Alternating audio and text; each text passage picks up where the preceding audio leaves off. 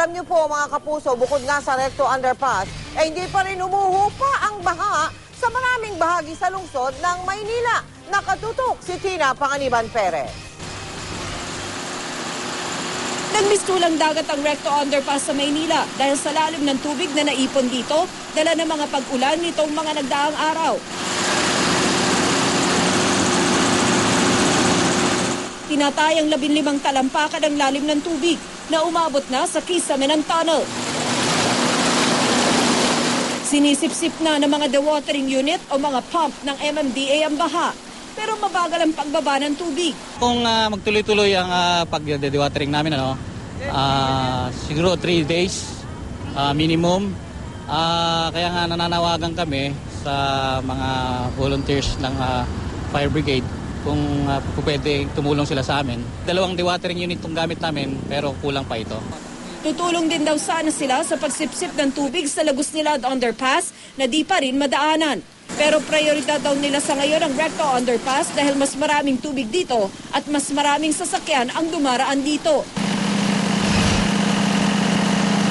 Ang Lagos-Nilad Underpass, lubog pa rin.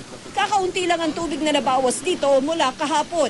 Sa ngayon, 2 pumps na ang sumisipsip ng tubig dito sa Lagos-Nilad Underpass sa labas lang ng Manila City Hall. Ang isang pump ay ipinahiram ng Maynilad.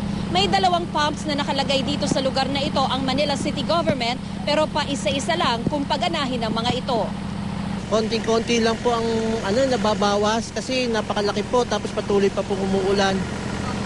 Sir, yung pumps po ba na ginagamit, sapat po ba o kulang? Kulang pa po, mami, kasi napakalaki po ng lilimasin na tubig.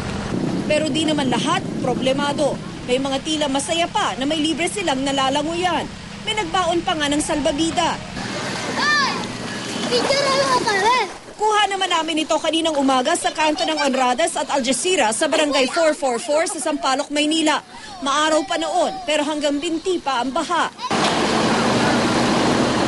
Mula binti hanggang tuhod naman ang baha sa Espanya kaninang umaga.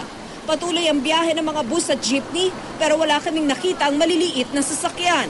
Ang mga pedestrian naman, dahan-dahang nanunulay sa island habang masayang nagtatampisaw ang ilang bata.